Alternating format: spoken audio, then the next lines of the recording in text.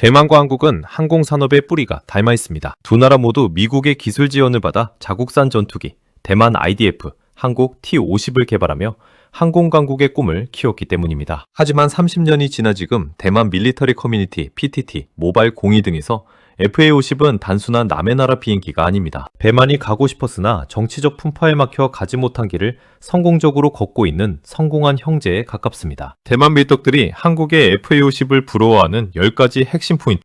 렛츠 고!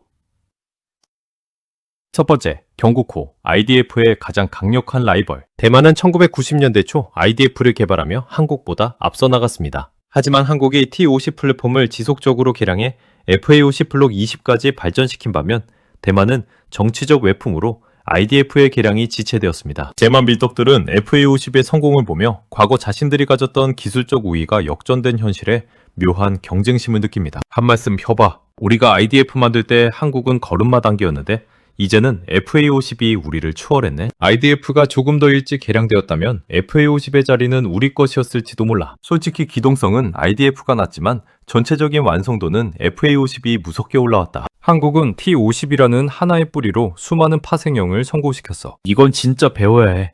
경국호 IDF가 형이라면 FA-50은 무섭게 성장한 동생 같은 느낌이야. 개부럽지? 부러우면 지는 게 임마들아. 요건 뻥수의 말이었습니다. 참고하세요. 두 번째, 가성비와 신뢰성의 끝판왕. 대만은 국방비의 상당 부분을 F-16V 도입에 쏟아붓고 있습니다. 미제 전투기의 비싼 시간당 유지비와 부품값에 지친 대만인들에게 상대적으로 저렴하면서도 검증된 성능을 제공하는 FA-50의 가성비는 현실적인 대안으로 비춰집니다. 한 말씀 혀봐. 비싼 F-16V 한 번 띄울 돈으로 FA-50은 3번은 띄우겠다. 이게 진짜 경제적이지? 성능도 성능이지만 가동률이 높다는 게 전쟁 시에는 가장 무서운 점이야. 우리 같은 중소국가에겐 F-35보다 이런 가성비 효자가 더 현실적인 대안이다. 유지비가 싸다는 건 더 많은 조종사가 더 자주 훈련할 수 있다는 뜻이지. 전투기는 사는 것보다 유지하는 게 더 힘든데 FA-50은 그 점을 정확히 찔렀어. 그러게 뭘 했어. 입초사만 버리다 뒤진다 그랬지. 이제 니들은 우리 발밑이여. 세 번째, 미국 기술 전수의 성공 사례. 대만 IDF와 한국 T-50은 모두 미국의 기술 협력으로 탄생했습니다. 대만 밀떡들은 미국이 자신들에게는 엔진 출력을 제한하는 등 제약을 걸었던 반면 한국은 그 기술을 성공적으로 흡수하여 세계적인 베스트셀러로 만든 기술 상업화 능력에 감탄합니다. 한 말씀 혀봐. 록히드 마틴 기술을 이렇게 완벽하게 자기들 것으로 소화하다니 한국인들 대단해. 미국이 우리한테는 엔진 제약을 걸었는데 한국은 그 한계를 잘 돌파한 것 같아 부럽다. 미국 기술을 빌려와서 전 세계에 팔아치우는 한국식 비즈니스 모델은 연구 대상이야. 미국산 엔진과 항전 장비를 한국식 시스템에 통합하는 노하우가 정말 대단해 보여.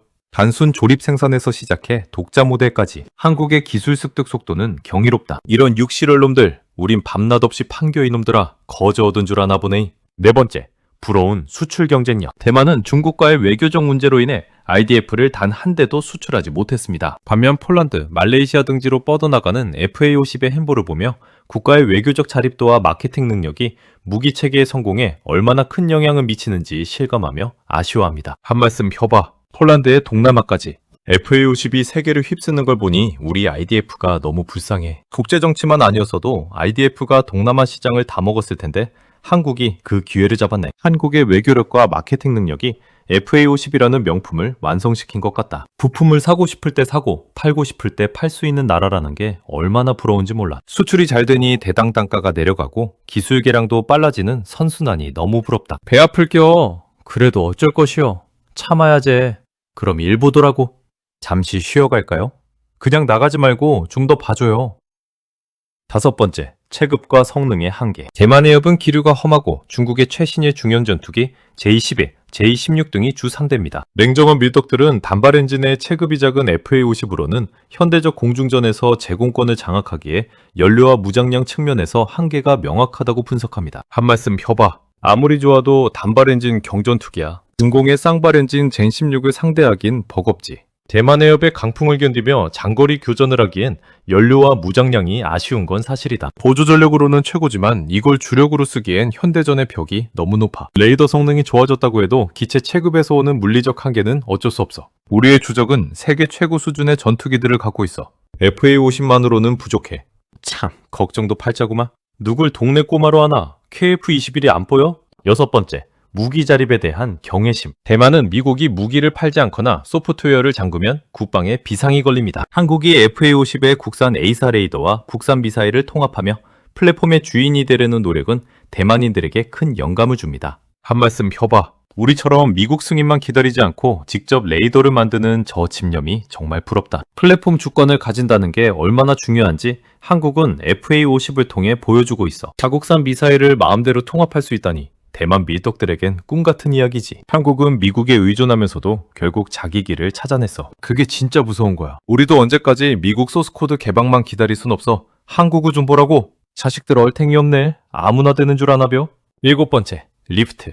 전술 입문기로서의 완벽한. 대만은 최근 고등훈련기 용흥 T-8V를 개발했지만 이는 무장 능력이 거의 없는 순수 훈련기 기반입니다. 훈련기 T-50으로 시작해 강력한 경전투기 FA-50으로 진화한 한국의 플랫폼 확장성과 효율적인 교육 체계를 높게 평가합니다. 한 말씀 펴봐. 우리 용흥 T-8V는 그냥 훈련기인데 FA-50은 전쟁 터지면 바로 미사일 달고 출격하잖아. 훈련과 실전의 경계를 허문 최고의 전술기야. 조종사 양성 비용도 엄청 아껴줄 듯. 훈련기로 도입해서 전투기 숫자까지 채울 수 있으니 일석이조의 선택이지. 조종사가 훈련받던 기체 그대로 실전에 나갈 수 있다는 건 엄청난 강점이야. 훈련기 치고는 너무 과할 정도의 성능이야. 그게 FA-50의 진짜 매력이지. 8번째, 안정적인 공급망과 부품 조달. 대만은 미국과의 거리 및 정치적 이슈로 부품 수급이 늦어져 동류 전환, 즉 멀쩡한 기체 부품을 빼서 다른 기체에 끼움을 자주 합니다. 지리적으로 가깝고 부품 생태계가 탄탄한 한국이 직접 운영하는 라인은 안보상 엄청난 이점으로 보입니다. 한 말씀 펴봐. 부품 없어서 비행기 못 띄우는 우리 입장에선 한국의 빵빵한 부품 공급망이 제일 부러워. 가까운 한국에서 바로바로 수리가 가능하다면 가동률 걱정은 안 해도 되겠네. 자국 내 부품 생태계가 있다는 건 전쟁 시 생존성과 직결되는 엄청난 강점이야. 우리는 부품 하나 오는데 몇 달씩 걸리는데 한국은 공장에서 바로 가져오겠지? 전쟁 시에 부품 공급이 끊기는 게 제일 무서운데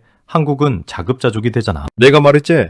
니네 동네 가네스 공업으로 어린 반푼어치도 없다는 거 내가 말했잖여. 다 왔습니다. 조금 힘내주시고 어깨를 한번 돌려주세요. 9번째. 평시 소모전 대응의 최종 모델. 중국은 매일 구형 기체들을 대만 ADIZ에 보내 대만 공군의 기체 수명을 갉아먹는 소모전을 벌입니다. 대만 밀떡들은 비싼 F-16V 대신 유지비가 저렴한 FA-50 같은 기체로 이를 대응해야 한다는 전략적 갈증을 느낍니다. 한 말씀 펴봐. 중공군 똥차들 대응하느라 F-16V 수명 깎지 말고 FA-50 같은 거 도입해서 대응하자. 매일 발생하는 저강도 도발 대응에는 FA-50만큼 경제적인 대안이 없다. 고성능 전투기는 아껴두고 이런 실용적인 기체로 평시 경계 임무를 맡겨야 해. FA-50은 중공의 피로 전략을 막아낼 수 있는 가장 좋은 방패가 될 거야. 우리 공군 조종사들의 피로도를 줄이려면 이런 가벼운 기체가 반드시 필요해. 이제서 알아들었어. 너들도 참 징여. 뻥수가 한 말입니다. 충성! 10번째. 한국 항공산업의 디딤돌. 대만 밀떡들은 FA-50을 단순히 하나의 비행기로 보지 않습니다. T-50 훈련기에서 FA-50 경전투기를 거쳐 KF-21 중형전투기로 이어지는 한국의 단계적 발전 로드맵을 보며 90년대 이후 발전이 멈춘 대만의 항공산업에 대한 아쉬움을 토로합니다. 한 말씀 펴봐. FA-50은 결국 KF-21이라는 고함을 띄우기 위한 철저한 연습이었던 거야. 훈련기에서 병전투기, 이제는 중형전투기까지. 한국의 항공 로드맵은 정말 소름 돋아. 우리는 IDF 이후로 멈춰버렸는데 한국은 FA-50을 계단 삼아 구름 위로 올라갔네. FA-50의 상업적 성공이 KF-21의 개발비를 벌어다준 셈이지. 정말 영리해. 한국을 보면 항공산업은 한번 멈추면 안 된다는 걸 알 수 있어. 계속 투자해야 해. 이제 알았어? 차는 벌써 떠났는데 어쩌나? 그럼 잘해보더라고. 대만 친구들이랑 놀기 힘들어. 결과적으로 대만 밀떡들에게 FA-50은 단순한 무기체계 이상의 의미를 갖습니다. 그것은 정치적 고립이 없었다면 우리가 가졌을 미래이자 철저한 계획으로 국방 자립을 이뤄낸 부러운 본보기입니다. 비록 양국의 정치적 특수성 때문에 대만이 FA-50을 직접 도입할 가능성은 낮지만 한국이 걸어온 항공 강국으로의 로드맵은 오늘도 대만 커뮤니티에서 자국 항공산업의 미래를 논할 때 빠지지 않는 가장 뜨거운 주제가 되고 있습니다. 오늘의 이야기를 마칩니다. 좋아요, 구독, 알림 설정 부탁드립니다.